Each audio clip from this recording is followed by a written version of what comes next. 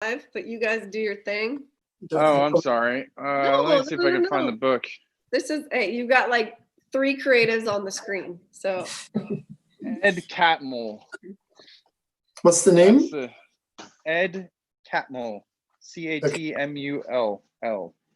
Is he a physicist or? No, he's like a programmer. Got it.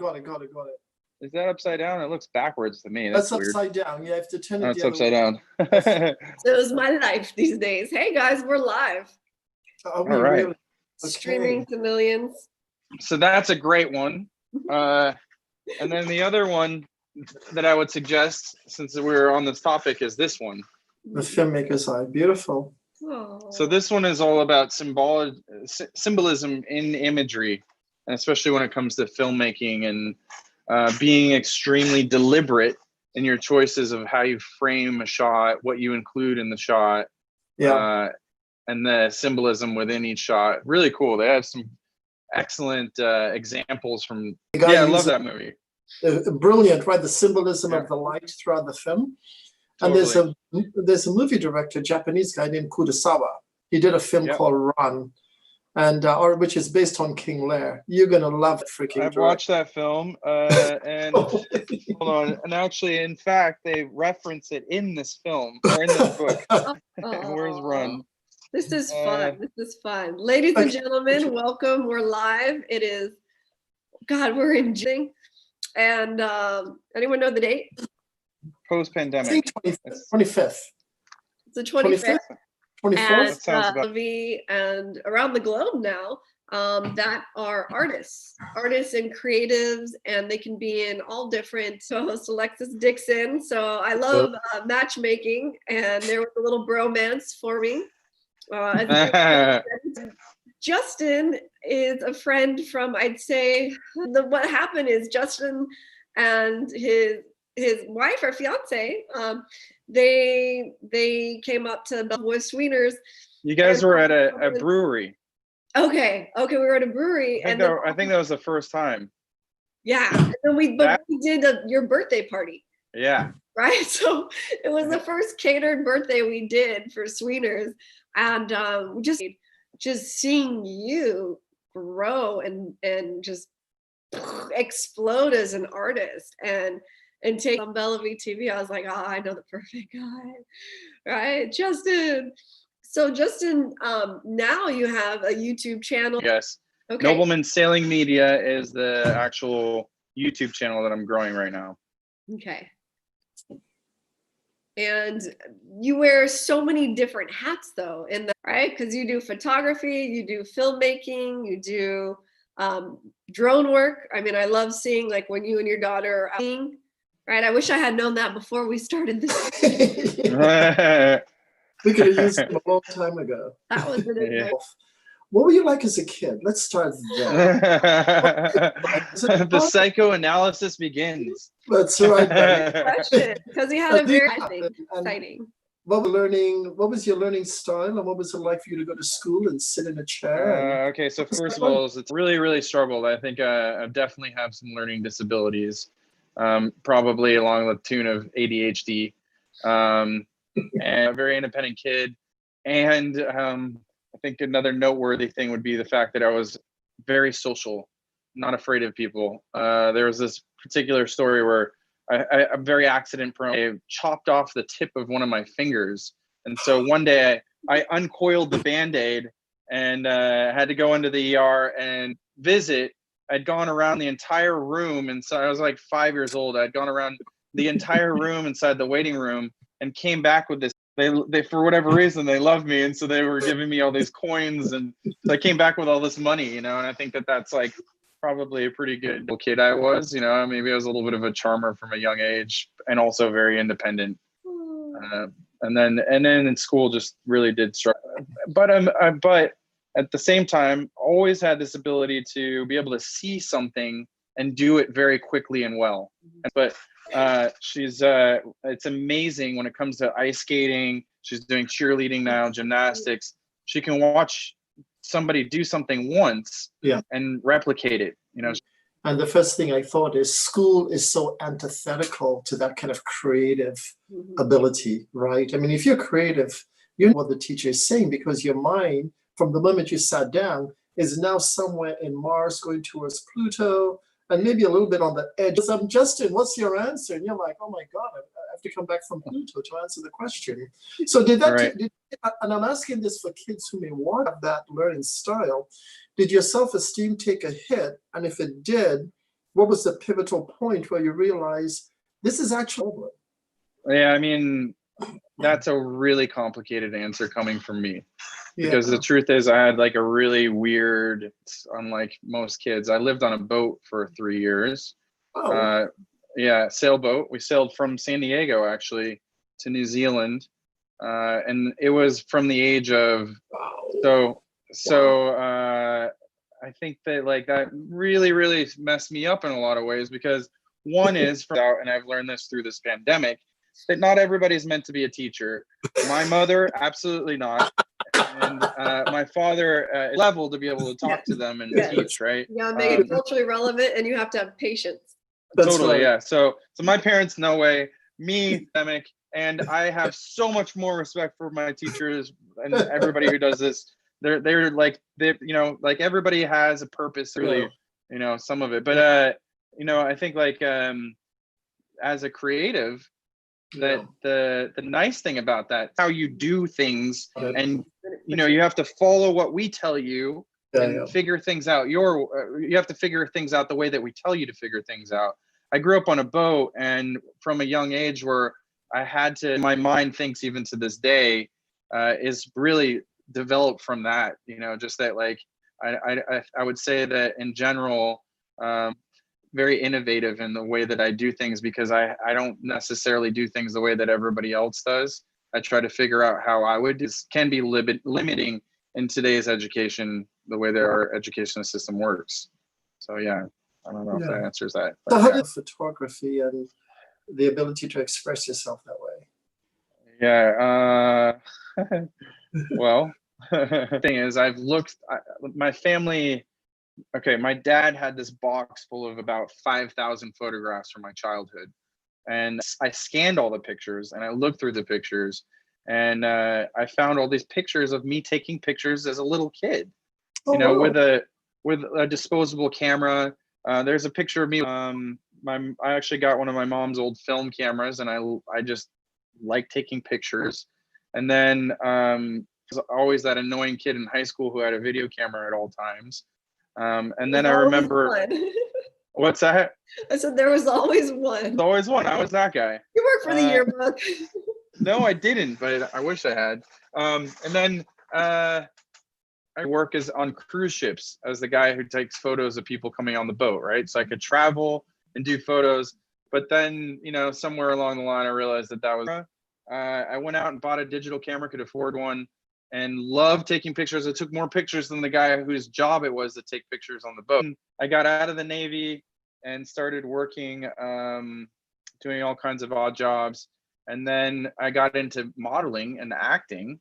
Right. And then one in a coffee shop and said, "Are you an actor?" And I said, "Well, yes, I am," which I really hadn't done nothing. And the best way to work in front of the camera is to work behind the camera. Interesting. And that was like the moment. That was actually truly, that moment was when I was doing that. I loved making slideshows. When I was in the Navy, I'd make these video slideshows of music and share it with all my buddies, and I'd record. So, I had this like natural tendency to want to entertain people and capture moments. And walking into Restaurant Depot one day with Nico. I was trying I was stuck on a call, but I was like searching, like, where can I find that in the restaurant industry? And you wear the uniform. There's a company called Chef Works. And so one day Nico and I were over in Restaurant Depot, and we look up, and I was like, dude, like, is that Justin?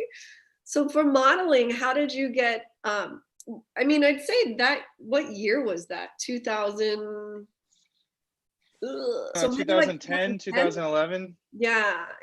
And then I just feel like since meeting you, you've exploded. Like, was there a change in your lifestyle that brought you into clearer focus to be able to do that? Was it? It does. It does. Time to get busy. Yeah, right. I got out of the military. I remember, first of all, I was enlisted, and I remember going to the maintenance meeting. So before we would do each shift, you'd have to have the enlisted, and they'd come in and do their meeting, and then you'd have the officers, and they'd come in to do their meeting. And as I made rank, I had to actually stay behind for the officers meeting. And there was such a very clear education difference between the enlisted, who were high school educated, and the officers. And I remember thinking, so when I got out of the military, that was something that was really important for me, was to go to college and, you know, get that kind of like, and then, so that was something that was serious. I just had no idea what I wanted to do. You know, like it was like, I like, no kidding, after that cafe incident, that was the moment where I was like, I'm going to go to film school, right? Or I'm going to go to a school where I can learn video. And then that's when I took it that moment on. I didn't really, when I used the camera before, it was like on auto mode. You know, I didn't really know, I could frame a shot, but I didn't know anything about photography. It was just purely like picking up a camera and thinking this looks good. And then, you know, switching gears over to like, okay, I can control this and minting the camera as a tool. Yeah. I feel everything you've done, like, and again, this is watching through the lens of social media followed, you just pour your heart and soul into. So you're very like, you're determined. And then when you make that decision, you're like all in. And it's so fun to watch because it's like, oh shit, you know, like here he goes. Yeah, like, but we're all there watching with social media platforms that are on your YouTube channel. So it's incredible. I mean, you went from photography to filmmaking, and we can, you know, kind of go through like, okay, I'm following this artist who wants to go around the world, and you were like with whales or something, and then very inspiring for those that want to be in the industry or want to be creatives. Have you guys heard of the Enneagram? Yeah, I'm a 7. Oh, so am I. To talk about, actually, that I think that nowadays we're really starting to see with the whole political climate, the evident is people's lack of ability to, or lack of emotional intelligence, right? And to actually know that you're a 7 and to understand. I wish I could call my girl Emily right now. She had the book back in college, and I think I was 7 with a 4 or. Okay. So the cool thing about the Enneagram, if you really take it serious, is, and I, you know, look, when it comes to all these, like, I don't know, to me, they've always been like, oh, that's cool, but I don't really, it never hit hard, right? But Enneagram, on the other hand, if you take what you can learn from that and use it as sort of like a textbook for yourself and who you are, then you have almost like a playbook on how to move forward in life. Because the cool type, so for anybody who's watching right now, a 7 is the creative enthusiast, right? And so it's great. Everybody should have learned over the years. One is that oftentimes people don't take you very seriously because we're like very happy, always positive. These 7s are the type of people who are idea people. So they're really good to have on a team. The problem is that we're like, my power animal is Tigger. So we bounce from one thing to the next. And that's what you see on social media, right? Yeah, exciting. And so you want to jump to it and you get really into it. And then you're like, oh, this is cool. I'm bored now. Okay. Oh, ooh, this looks fun now. And so then you kind of go that we have all these ideas all the time, and brilliant ideas. But our biggest difficulty is execution.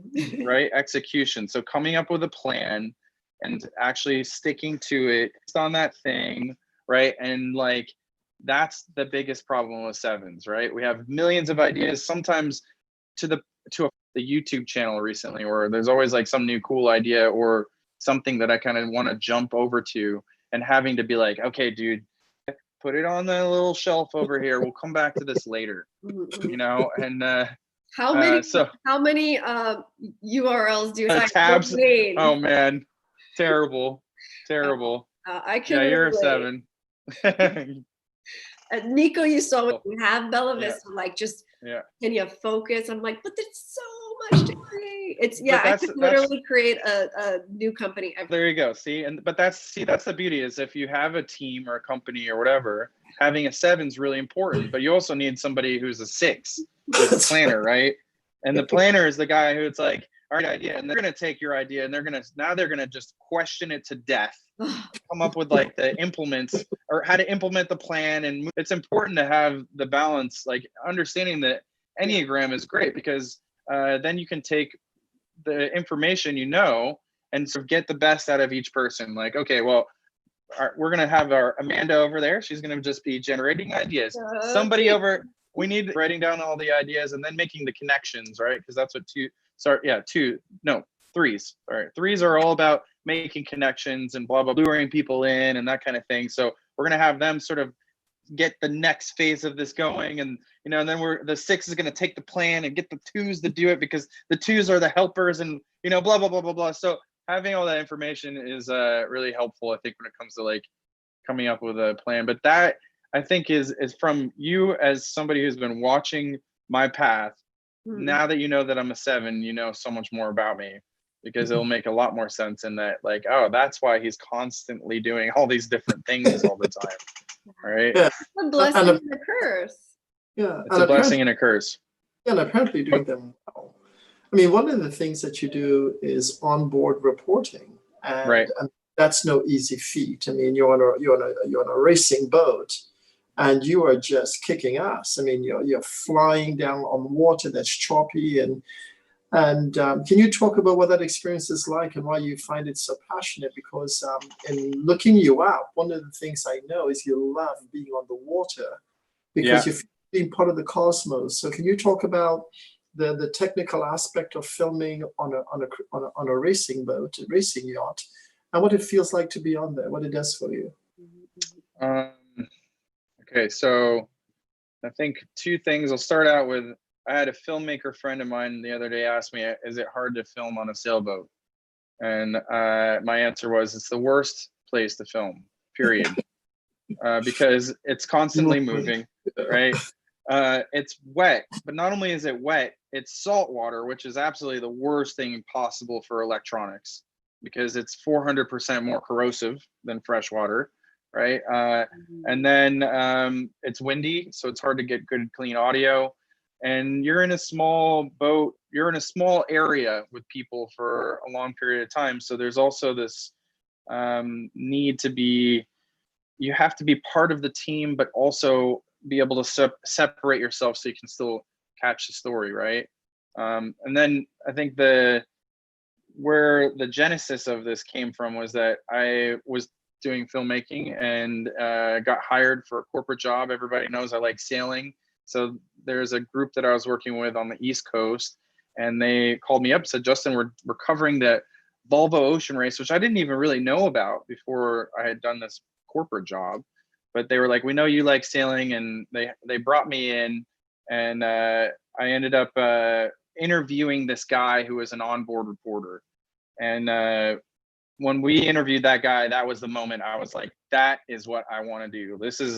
It's everything wrapped into one little job that just makes me happy. I love being out at sea. I love sailing. And this is just the coolest thing ever. So, I guess you could say that the Volvo Ocean Race onboard reporting is my Everest in life. That's the thing that I want to do more than anything else right now. I want to go sail around the world and tell that story. How many times have you've done it once or twice? Been around the world? Yeah. How many times have you been around the world? Twice. Yeah. And there's a boat called the Sally. And one of the ways you describe Sally is, I've never heard, and I've been around a lot of sailors, a lot of yachtmen. And one of the things I've never heard a boat described was a fine-tuned athlete. And that's how you describe Sally. Can you talk about how you came up with that description for? Was it Sally you came up with that description for? No, not Sally. What a fine-tuned athlete. Oh, that was I know what video you're talking about. That was my video applying to be an onboard reporter for the Transpac race. That's what it was.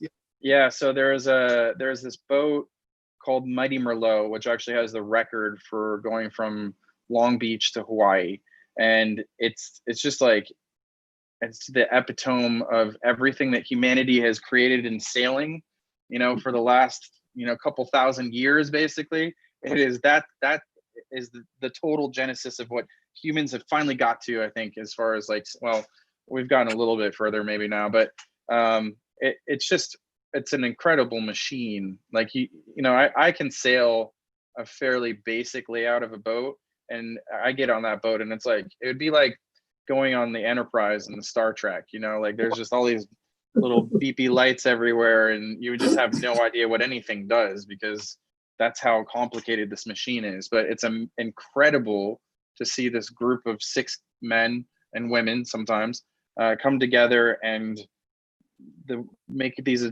finite adjustments, and then that thing is just flying with barely any wind at all. It's really, really, that's why I say a fine-tuned athlete, because that's what it is. What has traveling around the world taught you? I mean, what have you learned about yourself from being this global person? I mean, you're a father, you were in the Navy, your business requires you to go around the world. I mean, what's the shot in the arm for doing that, I mean, I think, I don't know. It's also one of those things. It's a little bit of a blessing and a curse. I've seen, first of all, the beauty of the world. And I think that sometimes that makes me a little bit sad, because I realize that as a whole, humans we just don't really take very good care of our planet, or the other animals or the other humans on it. And then at the same time, you go overseas and then you maybe go somewhere where people are really poor, third world country, and ironically sometimes happier than we are in our first world country, right? We've talked about what's that? Amanda and I have talked about that. Right. And then but then you come back here and you realize, man, we have it. Your mic is on. It's okay. I was just gonna see if I could pull an image for people to see, because we haven't shown any of your work, and I feel so awful. Okay. But would that be on the website, or would that be more on like? I would go to if you want to get some pictures, I would look at my Justin Richard photography. Go to justinrichardphoto.com. Because of course you have like 20 different ones. Oh, hey, I'm a 7. Yeah, Justin Richard Photo. So would you prefer videography or photography, or it doesn't matter? Which one do you express yourself best in? That's a tough question too. I did photography to get better at video. Interesting. Or film or working motion picture, right? So can you tell us, what are we looking at here? So that's a drone photo of Bora Bora. That's where we're going next after COVID. Let's go. I'm down. Let's rent a sailboat and we'll just bounce around from island to island. Let's do it. And what is this? So there's another trimaran. That's similar to the one that I was talking about as the finely tuned athlete. And then scuba diving over there. That was when I was just getting into underwater photography. I got hired to work for Lamborghini, so that's the next series of photos. More sailing stuff. CF is actually right here on the right-hand side. Yeah, that's CF Kohler. He actually owns a yard here in San Diego, and that's been one of the main topics of my YouTube channels right now, or of my YouTube channel. Do you prefer black and white or photography or color? Do you have a preference? I really like black and white photography. Some of my favorite photographers were black and white photographers. What are we looking at here? This was a show that I did, Mod Kids. It's called Modified Carts. This is just the Vikings crew. I got to photograph them one day. This is just really a mishmash of photos, but this is a lot of old. Just what's the shot here, that right there? I was looking at that online and I couldn't figure out I didn't know if that was a stage play. I didn't know what is that? It was like a show that I saw down in Tulum, Mexico. I'm like, is that Xcaret? I'm not sure. I think Yeah, that's maybe. Xcaret. Yeah, I think The it most was. Yeah, amazing dance show that tells the history of that's Mexico. right. That's exactly what it was. Like Yes. 4 hours long, but it is Yes, it was super incredible. long. Okay. Yeah. Oh, I mean, talk about a staging and choreography and It's Yeah, it gorgeous. was really I cool. love the shot. I love the shot on the right of the pier. Where is that? Is that here in That's San Ocean Diego? Beach Pier. Yeah, beautifully. was- Now, why did you do it in black and white and not color? Amanda, can you go back? Why black and white and not color? I just loved all the contrast of it. It's stunning. It's stunning. Yeah, thank you. Yeah. It's actually the first time I did a long exposure. Yeah. And what's the shot in red with the little girl? Oh, That's my daughter and her That's- big sister. Oh, goodness. Goodness. Tulum's on the left. Yep, that's Tulum. Yeah. I love this shot. Tell us about the shot with the tree and the guy upside down. I looked at that for about 20 minutes, trying to figure out how the heck you got that shot, man. How did you do that? Well, first of all, he's in Cirque du Soleil, so he's an extremely talented dancer and sort of gymnast or acrobatist, I guess, slash very, very, very talented dancer. But it's kind of a funny story that these photos. So that one and the one right below it to the left, the weird color. So nice. what ended up happening was I was in school, and my mentality going through college was that every project I was going to pretend was a paying project or was going to lead to getting paid, or somehow I was going to turn it into getting paid. Right. So I took a marketing class, and we had to make a fake product and market it and sell it, basically, right? But it was just in the class, and I decided that I wanted to actually really do something real, and so I did a Kickstarter project to fund a film photography project out in the Salton Sea. And I don't know why on earth I had this vision, but it was ballet dancers and gas masks. I And love that. yeah, and the Salton Sea has a really interesting history, but it's very post-apocalyptic when you go out and visit it. So it was just sort of like everything came together to sort of do this, and I was successful. I raised $7,000 in college to go do a photo project Very out nice. in the Salton Sea. So that's what that was from. How And much that's actually filmed. How much post-production went into that? Because the colors are stunning in that shot. None. It's actually infrared color film that was used for. Oh geez, I can't think of the name. What is the profession when you make maps? You know what that? I can't remember the. Yeah, there's a the name actual, for it. Yeah. Yeah, you know what I'm talking about, though. I But do. basically, when before we had really good satellite images and all that, when they were making maps, they would take an airplane and they'd fly it over an area. No. Pardon? It's not a cartographer. It's something like that. Yeah. Something like go, that. Go back to the dog, Amanda. Go back to the dog. I just really love this dog. I love his ears. I love his eyes. I His mean, eyebrows. He's got how many Yeah. shots? How many shots did you have to? I mean, he has eyebrow. How many shots did you have to take to get that? That's captivating. And just one. Oh, really? That's the only shot? Yeah. Oh, well, that's Yeah. a good dog. I hope Yeah. I hope you fed it well. I think I just said hello. What That was in country? Thailand. Yeah, it's beautiful. Yeah, this is a lot of old stuff. I mean, I have a much more new stuff. I should really update this. This was my old website. This is actually when I first started trying to become an onboard reporter. Mm-hmm. And so if we were to go to your new website, I mean, I don't have all this photography up. I mean, if you go back to the Nobleman Productions, there is a photo page. Hold on. Before we do, is this Anchor Watt on the Yes. left side of the Yeah. red dress here? I was looking at the shot. Can you tell us what camera you used in? Because it's a sepia shot and it's quite beautiful. It was just a fisheye lens, so that's why it looks so weird like that. Mm-hmm. It's quite beautiful. And is that a model, or is that someone who just happened to be No, sitting that there? was somebody I was traveling with. Oh, okay.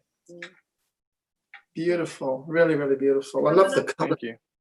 Yeah. Do you enjoy shooting people, or do you rather more of That's what I prefer. I love shooting people.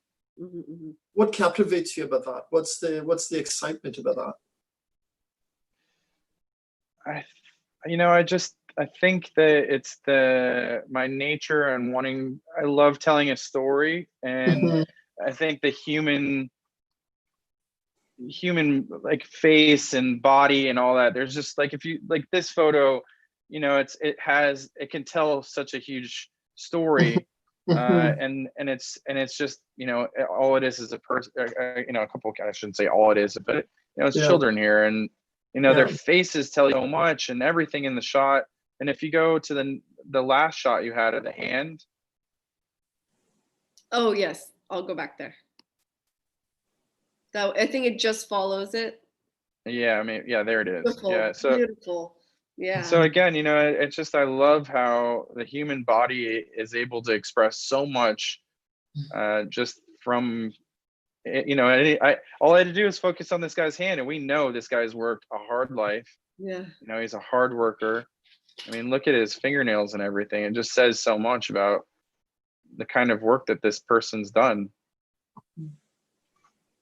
Really nice. When when I was kind of reviewing you a bit, one of the things you talked about was when you sail, you feel like you're part of the cosmos. And then as I look at your photography and your love for photographing human beings, you seem to speak about it with a compassion and a humanity. Where does that come from? And is that filtered through everything you do? Is that who you are? I guess so. No, back to. Yeah, right. Back to the question about traveling and what I've learned, because this ties into that. There's two types of traveling.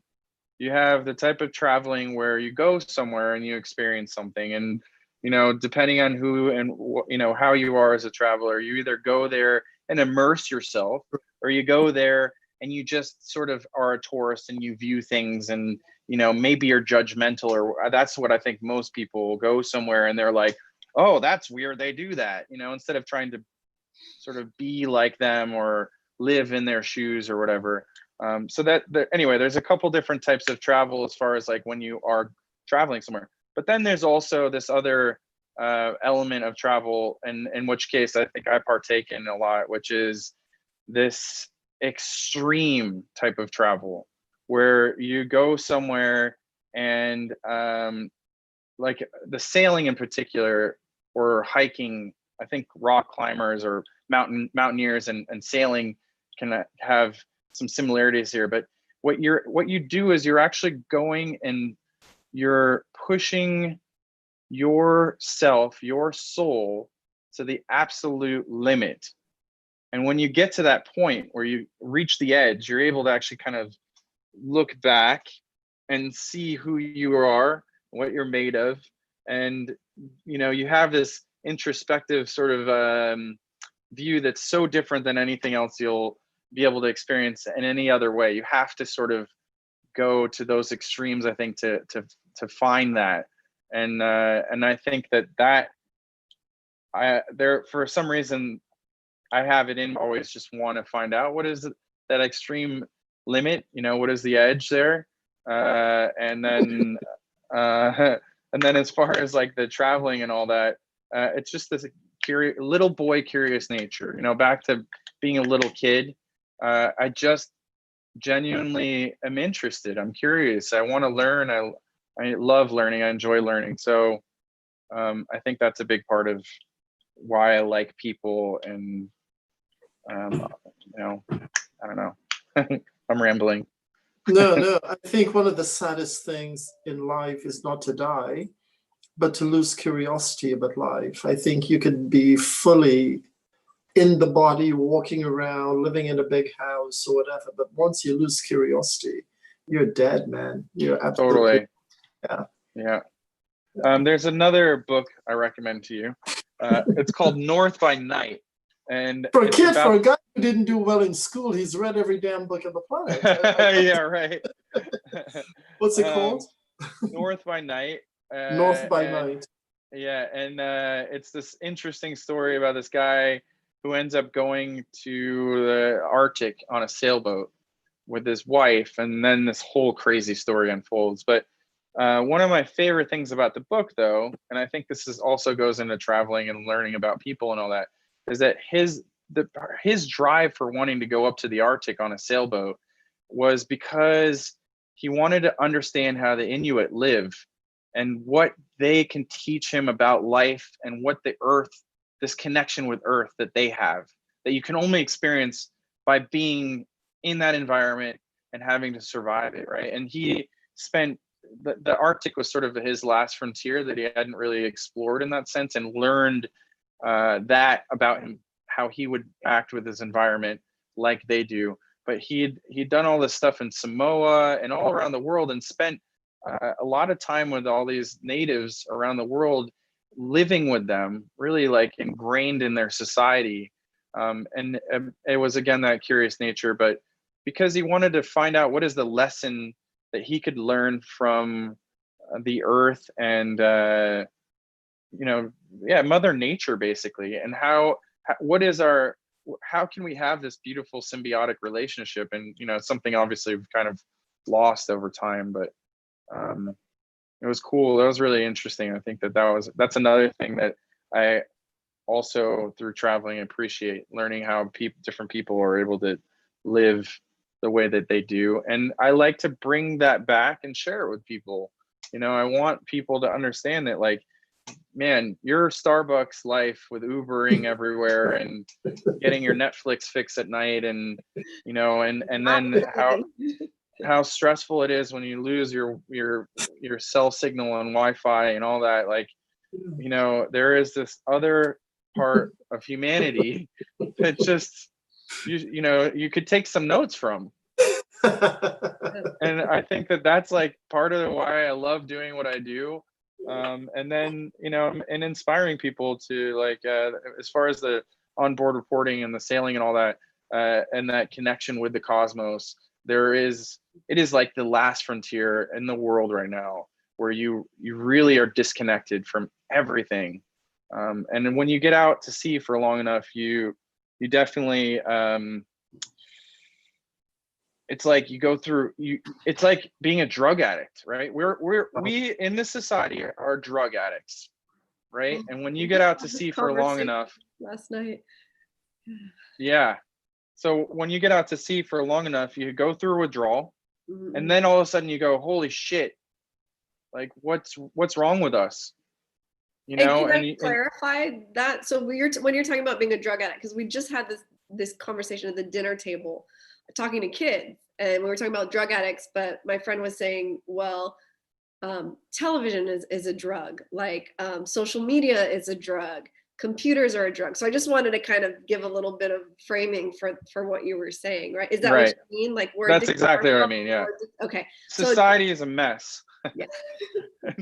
and it's full of yeah, right. It's full of all these vices that suck you in and take you away from what life is really about. And I think that's another thing that's really cool about going out to sea for a while, is that you have a chance to truly disconnect and reflect on what it is that we're being influenced by. But it's also it can be really jarring and sad. Like I often go overseas and I come back and I have such a hard time coming back into this, and then I finally kind of settle back in and I forget everything that I learned. First culture shock. When I first came back from living in Europe, it was like that re-immersion into American society. It's really, really tough. And to explain to people, like, everyone's like, oh, the States are so great. I'm like, dude, this is not, like, we're not living. This is, and they never understood. We're not living. Hate with San Diego. Like, I love San Diego, but I'm like, dude, it's like something's missing, and you have to leave in order to, I think, understand. Appreciate it. Yeah. Well, that's another thing that I was going to say. Before our current administration, I used to leave the United States and I'd come back and think, wow, we are so fortunate. And I really I want people to understand and want them to fight for what we have. You know, we are so fortunate. We are so lucky here, right? And I just wish people had a better appreciation for that. You know, again, I think that's part of the reason why I take the pictures that I do, because I want people to see that, like, guys, we are really, really lucky here. And if we could just enjoy it, we have such a great opportunity here in this country. But now I don't, I'm lost when it comes to that, especially the last couple of years. You know, I don't know what to say anymore. I do know what to say. My solution is that I'm getting on a boat and I'm out of here at some point. You know, that's what I am working towards, because I just have had it. I had a conversation with my dad the other day, and I said I wanted to live on a boat, and he goes, well, what about all the storms and, you know, surviving out at sea and all that? And I said, well, I would rather a storm that is created by nature than this storm of society.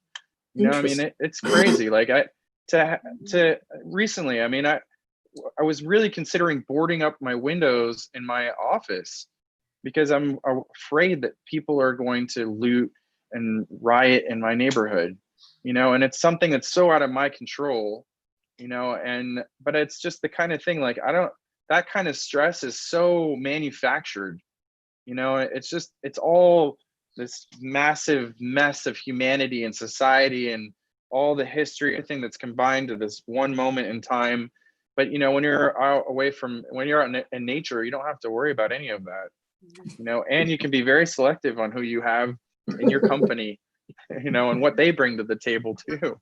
A lot of people have left. Now, when you were out, Justin, you were in the middle of, I was in the Atlantic. You're like in the middle of the sea, right? When all this happened. And I remember seeing you like trying to get back to the States. Yeah. You want to do a U-turn and I mean, I actually called Cindy and said, look, you know, I don't know how serious this pandemic is, but if it gets really bad, being in a place like San Diego is not actually a very good thing. We're stuck between Mexico and Los Angeles and the desert and the ocean, right? I'm comfortable on the ocean, but even going out to sea here, you're really limited as far as survival goes, right? You'd have to be pretty well prepared on a boat, and I don't own one yet. So, I said, look, you know, if we're gonna get stuck somewhere, maybe being in the Caribbean is not so bad, because for the most part, right? Yeah. So, you know, for the most part, they're self-sustained there. Good choice. And right, where are you from in the Caribbean? My mom and dad are from Grenada in the West Indies. So we have about 20 acres of land there. You know? That's cool. Yeah. Given all of that, given the whole ball of wax, what's your next project? YouTube. What are you looking to do? So, you know, I think I've spent a lot of time working for other people. And at the end of the day, I want to just be able to make the films that I feel like, well, that I want to make.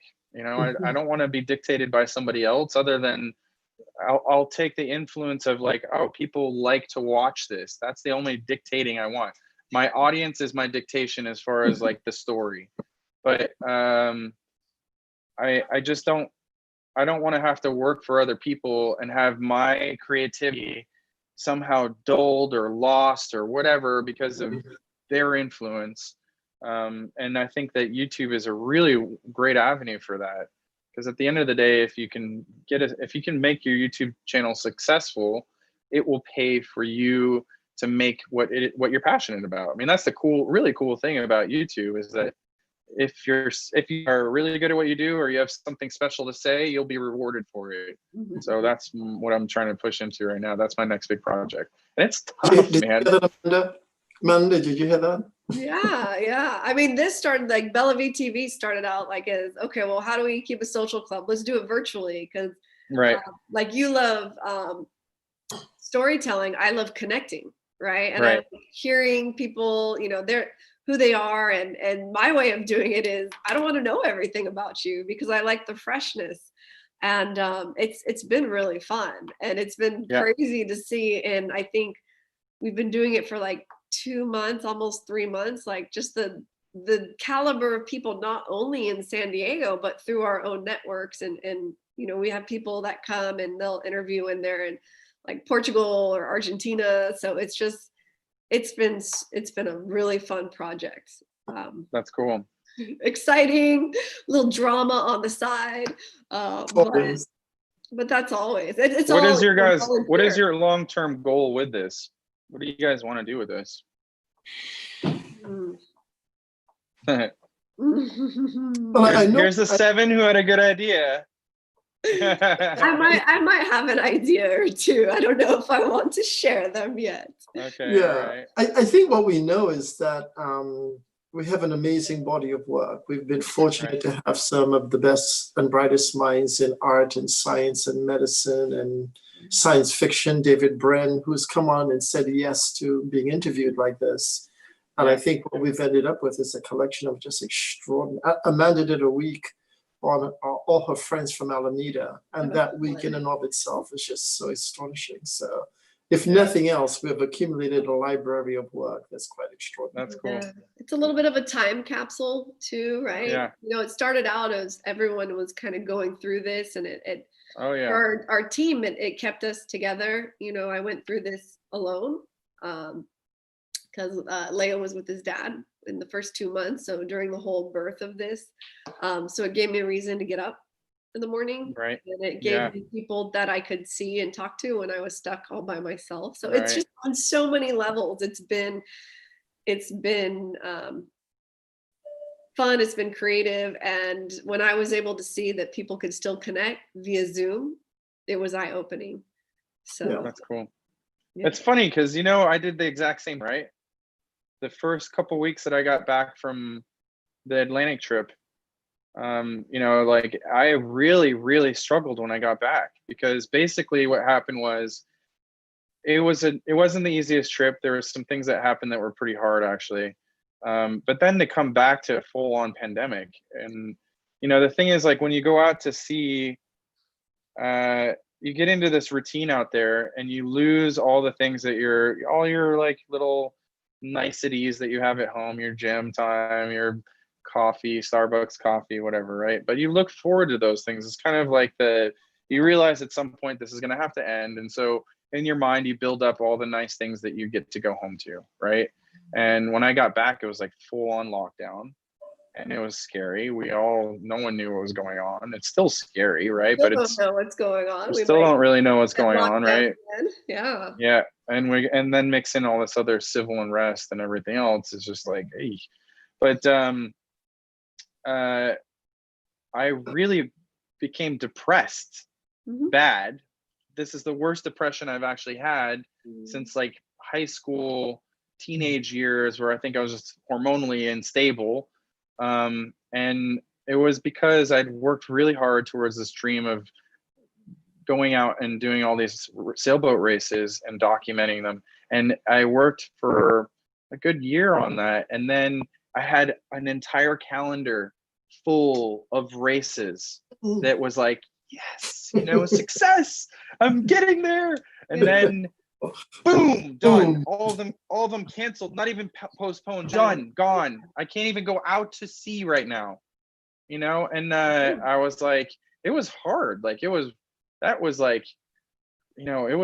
really, really, really sad, because I worked so hard towards it. It was a goal. And look, I know that there are people who just started their business, probably rented a new place, and they were about to open their new business, and all of a sudden it was like, had to close the doors. They're so far in the red. They had no money coming in, and people who had a crappy, well, not a crappy job, but they had a job that like was that they lived paycheck to paycheck. Maybe it wasn't the best job or whatever, didn't pay that well, but they lived paycheck to paycheck, and now they were totally screwed, right? Like maybe they got unemployment, maybe not, I don't know. But I think there are a lot of people who are in a much worse case or much worse situation than me. But at the same time, like I'd worked really hard towards my dream, and then to see it all kind of come crumbling down. So when I got back from sea, I was like, I got to do something to sort of make me, feel a little like this was the 7. I feel like me and Amanda were in the same frequency. Like, if I don't have something to build, because this totally it died, but you don't know for how long. Yeah. Right. So everyone's like, well, are you doing your paperwork? I'm like, dude, I don't give a shit. Like I have to pivot, I have to build, and I have to be in Totally. creative mode because that's where you're happiest. Yeah. Right. Yeah. So to avoid that depression, yeah. Well, so that was, and it was good. And the other thing is that every time I do something like that, so in my case, I was trying to do sort of like a Joe Rogan podcast thing, right? And I took the opportunity to interview people who normally, like, I remember there was I don't remember what class it was. It might have been my marketing, or maybe it was, I don't know. There was some class that I remember they said that if you want to, actually, it may have even been when I was in the military. It was. So when I got out of the military, what they do, you go through boot camp, right? And then on the other end, when you get out, they have this class where they teach you how to do a resume and how to apply for a job and all that stuff. And it was great. It actually had some great information. But one of the things they said to do was to actually call the jobs that you wanted to get a job at and ask them what they were looking for.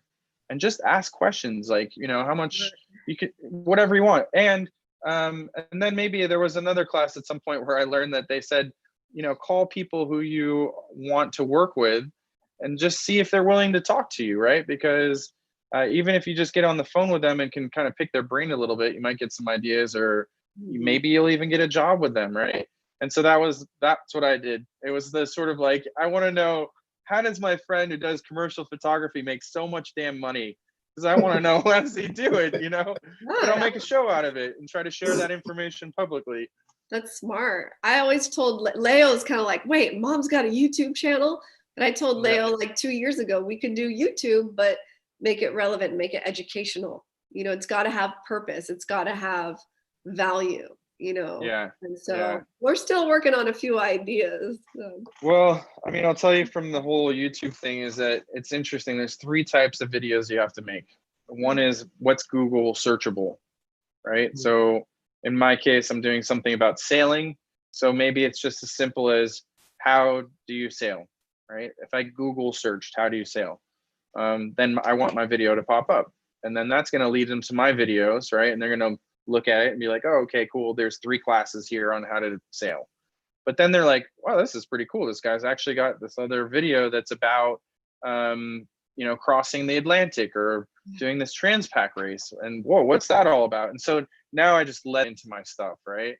And then, so that's one type of video. The second type of video is creating videos for your subscribers. So if somebody subscribes to me because they want to learn how to sail, well, I need to keep on making videos that will help them, educate them. And then the third thing is to experiment and do things that you want to do, right? So in my case, that's like make a story about crossing the Atlantic, right? And telling that story. So yeah, here it is. Here's the YouTube channel. It's really beautiful. Yeah, it's beautiful.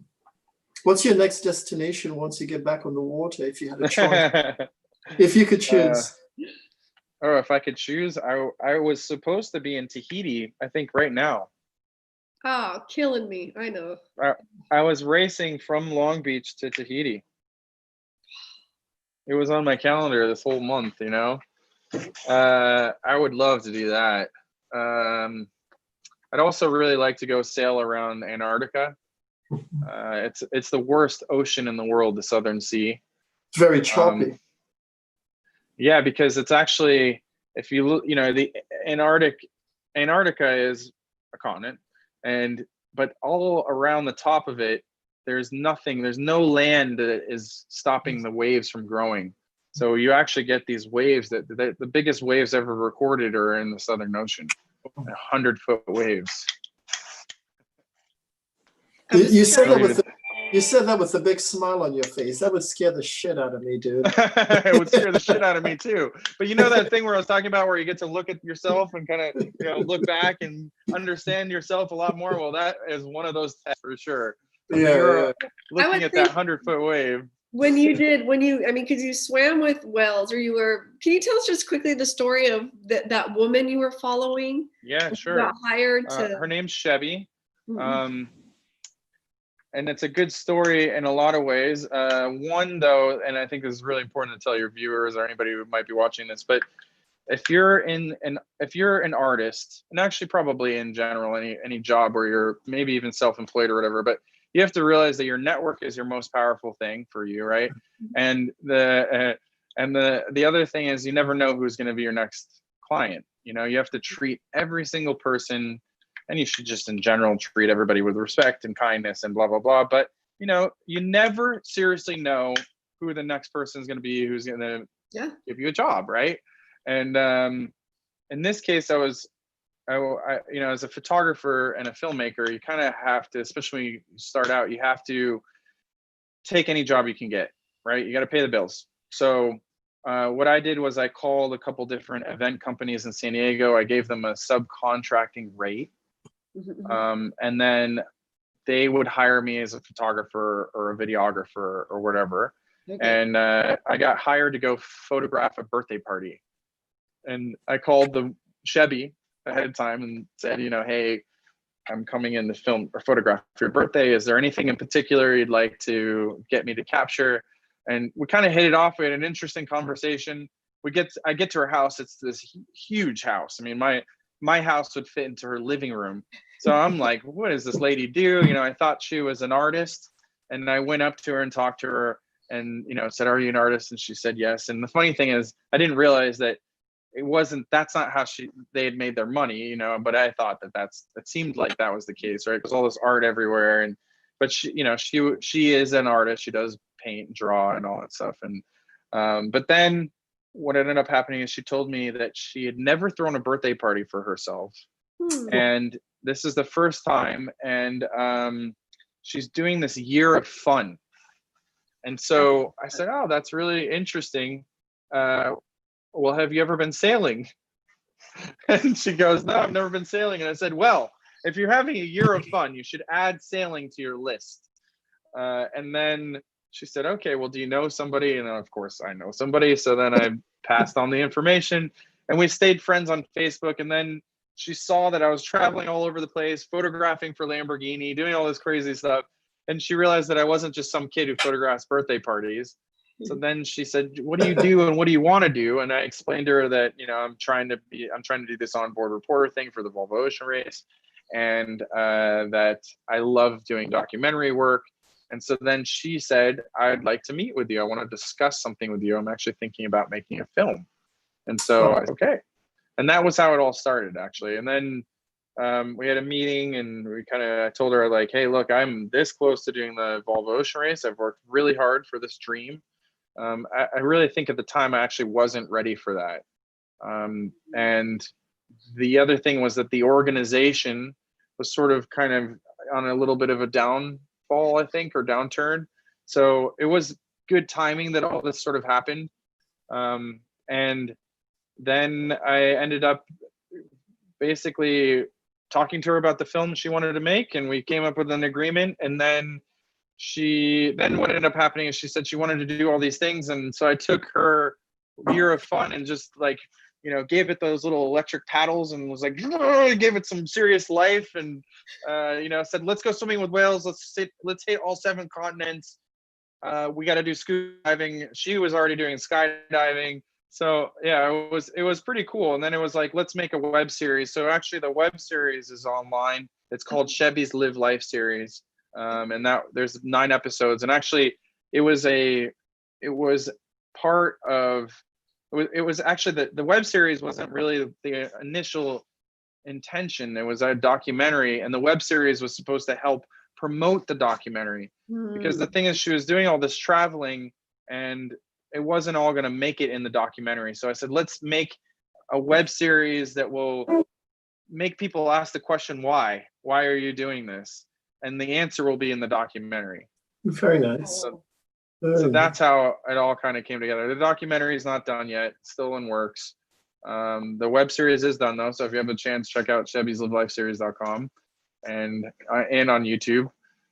They came out pretty cool, and it was definitely a great experience. Chevy and I are friends. You know, it was an interesting there's a lot that goes into her and you know, her whole story. It was sort of like her spiritual journey, and I got to sort of document and film it and be there as a friend through a lot of it too. What are we looking at? What is this image? I did a art project with a friend of mine. We used this old technique of photography called wet plate. And this was just me walking out the door to go do the shoot. So I took a picture, or I had my friend take a picture actually. And then the George Floyd I had on my door for a while. I put that picture up. So they're actually not really related. That's just the outside of my studio. Interesting. But that series was a collaboration, right? Yeah, it was a collaboration. We're actually doing a couple more now, coming up soon. How do you spell Shebby? Spell Shebby for the audience if they're looking. Shebby, Shebby. Okay. Shebby's Live Life series. Perfect. And it's on YouTube. It's YouTube, and then also she has a website. Are you And impressed she's doing, with... Go ahead. Yeah, go ahead. No, go ahead. Finish that. I was going to say she is going to, I think, do some more and continue to grow the series. So stand by. There may be more coming. Are you impressed with everything you've done? I mean, do you look back at your life and think, you know, from the boy who was in school, who was ADD and bouncing off the walls and all, I mean, he's done well. Do you ever pat yourself on the back and think, job well done? I don't know. I think that, yeah, I don't know. I have a friend the other day, we were talking about something like this, where he biked across the country and he doesn't talk about it, you know, unless it comes up for some reason. But it's not like, you know, sometimes I think people like go out and they say, well, I've flown around the world twice and I've sailed across the oceans, and I don't know. It doesn't define who I am. I feel extremely fortunate to have done all these things. I definitely believe in the power of the universe, the laws of attraction. And, you know, I don't know if anybody's read that book, The Secret, which I read the whole thing, was like, man, you guys could have just told me this in the first sentence. That would have been just fine. You know, I get the point. Yeah, it was like an Oprah book, exactly. But Oprah. I think, though, a valuable lesson from that is that the power of intention is so incredibly important and powerful. If you put your mind to something, you can do it for sure. Another book I read was it's called The Pursuit of Triumph, and it's about Edwin Land, who's the guy who invented the Polaroid camera. And he really was a scientist and a you know, just an incredible genius, right? And but one of my favorite quotes from the book was that if you can identify a problem, then you can find a solution. And it's true. And I think that the same thing said, though, about if you can identify a future that you want for yourself, and not something like a giant house of Ferraris and blah, blah, blah, because that's not really like I don't think that that's an easy path to find forward. You know, you have to actually have something that a place you know you can get, if that makes sense. So if you can, if you have a place that there is a way to get there, maybe you don't have the exact method of getting there laid out in front of you, but you at least you know there's a path to eventually leading there. You will find your way there, right? So like, for example, onboard reporting and the whole sailing thing, I didn't have a clear path on how to get there, but I knew I could get there. If I just put that out in front of me, you know, a year away, then I can keep on incrementally doing things that will get me to there, right? And that's the power of intention to me in my brain and how it works. And again, that was actually part of the reason that during the pandemic I was so depressed. I had this very clear landing point, and it got totally erased. Everything that I'd done was just like, but it's not gone. And I know I'll still get there. And, like on hold, you know, but your vision was. It's not even on hold. Actually, the pandemic was like you. I feel like it, and a lot of people have this, like we've had this time to be able to sort of sit down, slow down, chill out, and kind of assess the whole situation, right?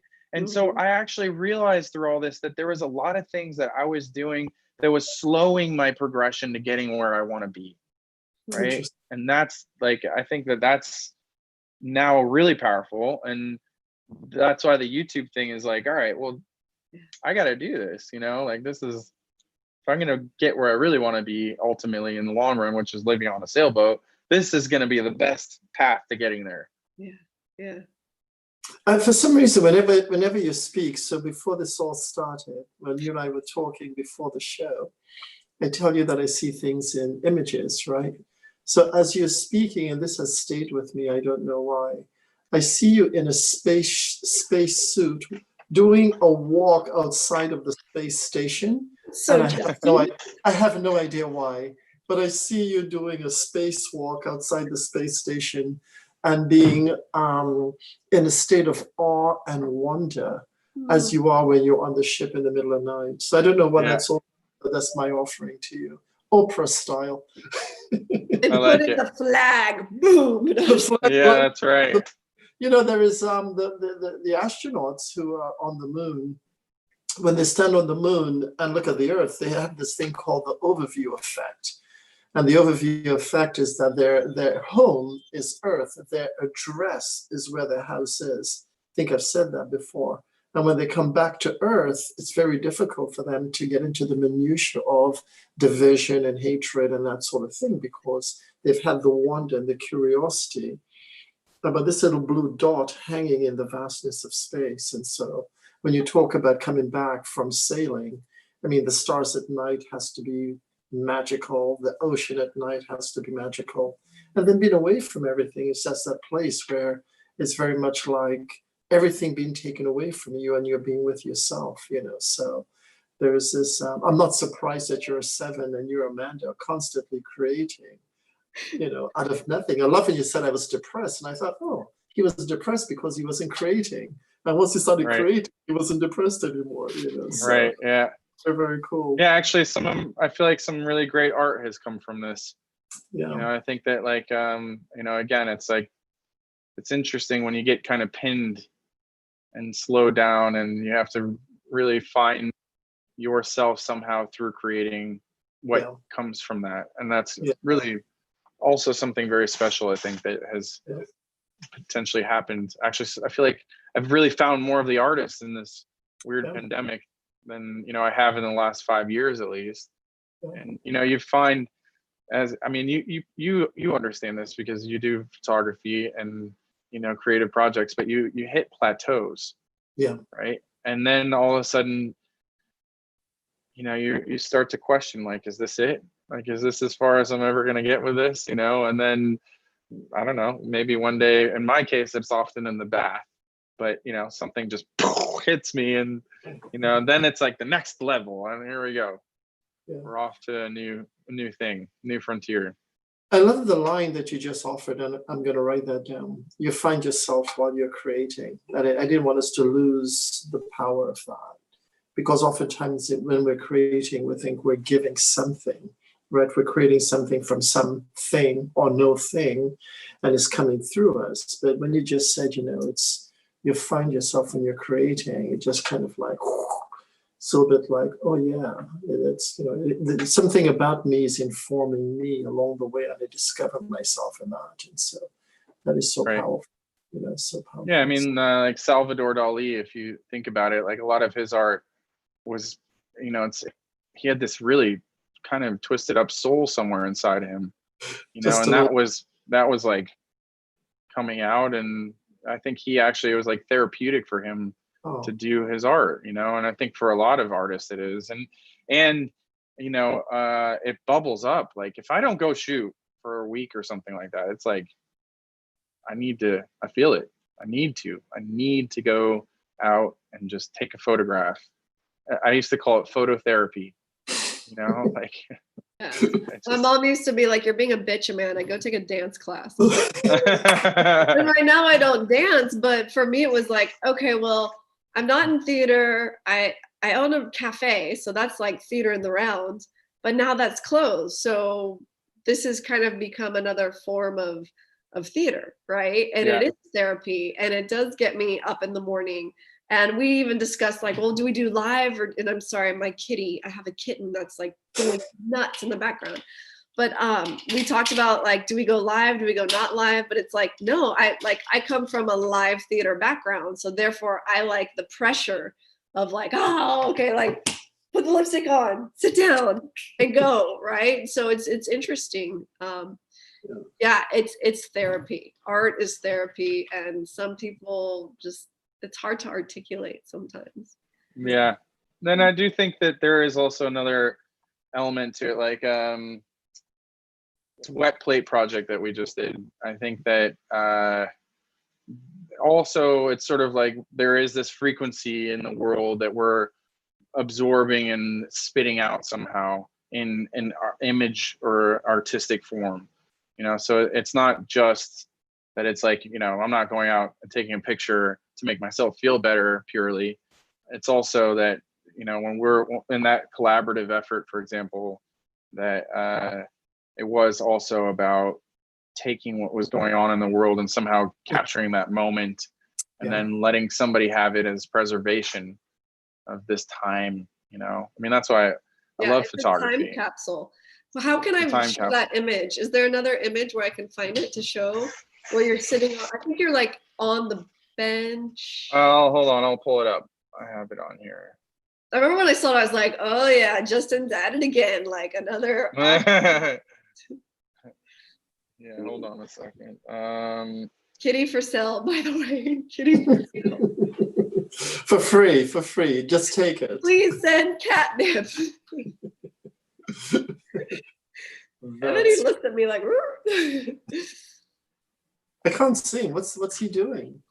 I'm trying to share my screen. Where did it go? Are you trying to share your screen? Oh, I can't share my screen. You should be able to. Oh, here we go. Share a screen. Yeah. No, host disabled attendee screen sharing. No, I didn't. Here. 7. There. Aha.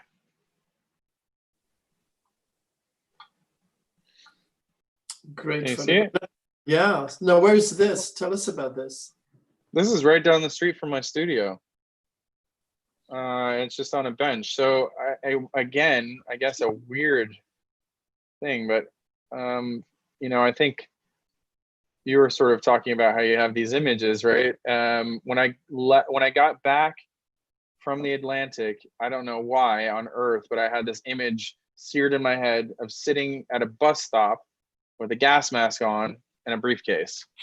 And so then when Anton and I got together, that was that's where that came from. It was like, let's do something. Well, I had this idea, and then we kind of worked together on it. And that's how that came up. I'm trying to remember. There wasn't another one too. No, that's not it. I'm listening. No. What came up for me, as you said, that was the idea when I saw you with the gas mask at the bus stop. What came up for me was the language, I can't breathe, and how that's and if I can't breathe creatively, I die. If I can't breathe logically, I die. If I can't breathe because my expression is stifled, I die. Right. So whenever I'm oppressed in any way, physically, creatively, if my curiosity dies, I can't breathe. I die. So when I saw that, to me, that was it's interesting.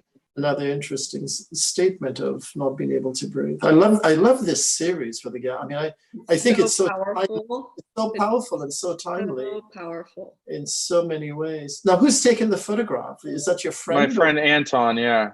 Okay. So the cool thing about this is that it's actually a one of a kind image. You can't replicate it. That's amazing, isn't it? Yeah. Amanda, you know, we're going like an hour and a half here. I know. Yeah, I should probably get going. Yeah, I gotta get home. But so this is, it's actually, I don't know if I can't take this off. This is a piece of glass. Mm-hmm. And that's really the only true copy of this picture. Wow. And this will last easily 300 years. How long is the post-production process for something like that? It's actually pretty instant. It's really similar a lot to, you should watch this video. I'll send you a link to it. It's on my YouTube channel, actually. Deal. It's we'll called, put it in the comments afterwards. Okay, great. Yeah. So I explained the process in there, but it's like a Polaroid almost. Yeah, nice. The the way that it works is you take the glass and you sensitize it, and then you put it inside a holder similar to this actually, and then you cover it and you walk outside. And the reason it's called wet plate is because when you sensitize the plate, it's still wet. Actually, if it dries, it won't work. So then you have to expose the image, and you go back into the darkroom immediately after you expose the image, and you right there and then develop it onto the glass itself. Unbelievable. And yeah, and that's it. And the resolution's insane. This is like 800 megapixels. I mean, you could take a little magnifying glass and, you know, count the hairs on the front of his head. You know, it's amazing. It's unbelievable. So Justin, really, what I want to do is a series of like 100 of those with you in gas masses in different areas, man. I'm down. Yeah. So this is the beauty of this platform. And when you ask like, well, why a Bella VTV? And it's just this. It's showing that we can connect and we can curate romances even via technology, even while we're all separated. And it's the power of collaboration. It's the power of what we call collective genius. And so I feel like every episode we've done, we've got to like different side of people and not give that typical interview where we're listing, you know, you went here, here, here, here, but really getting to know you as a person and especially as an artist. And so I'm always confident that there it is. There's the zinger. Powerful. So tell us how long it took to take that shot. Tell us about the composition. Well, so I think this one is actually probably the most important for me personally, and that's because I've never done a nude shoot before. Right. And you know, I think that the reason I chose to do it now, well, two things. One is I saw that the picture I just showed you on that plate was of Anton. He did a self-image, and I was like in love with it, and I bought it. I purchased the picture because I had to have it, right? Yeah. But then the other thing was just this like vulnerability in this pandemic. And that was like, I don't know why, but I really felt the need to like get naked and go do this picture, you know? And yeah, so I don't know. That's from my standpoint, that was it. It was just how vulnerable. This was right in the beginning, right when I got back from the Atlantic, right in the midst of the quarantine. And this was actually the I think the pivot point for me when I said, okay, but you got to pick up the pieces and move forward and just create art and feel better about yourself. And that's where this was the start of it all. And here we are now.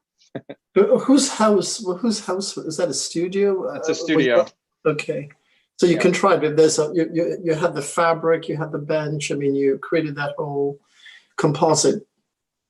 Yeah, so my old office is actually right next door, right over that way, and it was it's a dark room, and that's Anton's studio, and yeah, he has this all set up there, and that's where we did it. All right, boys, get to work.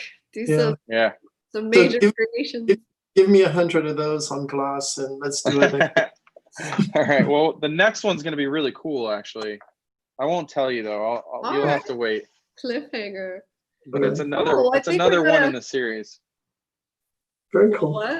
What? You want Alexis naked in the series? Is that what? We gotta juice it up for the ratings here.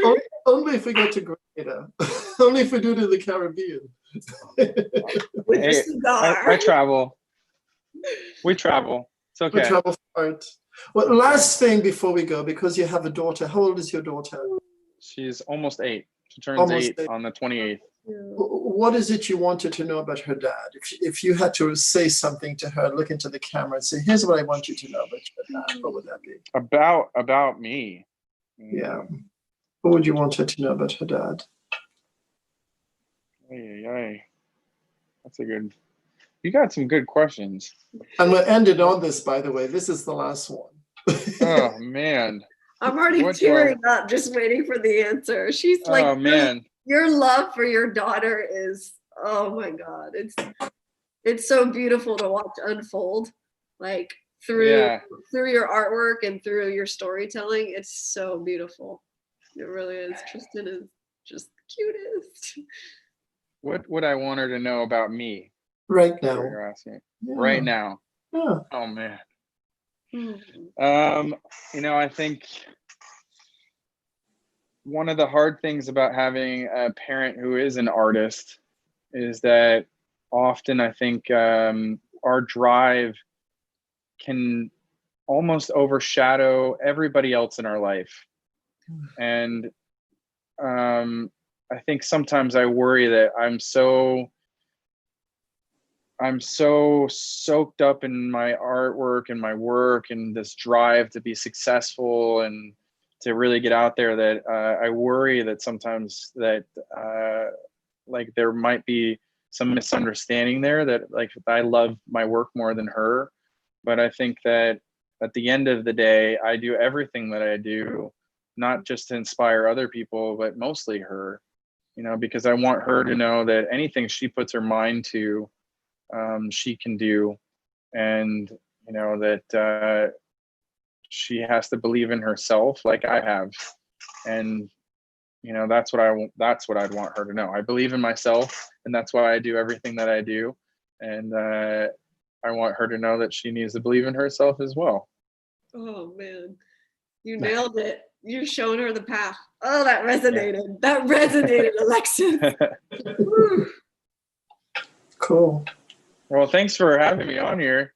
This was impromptu. It was really nice meeting you, Alexis. And Amanda, we'll have to catch up soon. Yeah, we need to. So I'm confident, like I said, some collaborations are going to go down the second we hang up from going live. And thank you for those last few words. As a fellow 7, like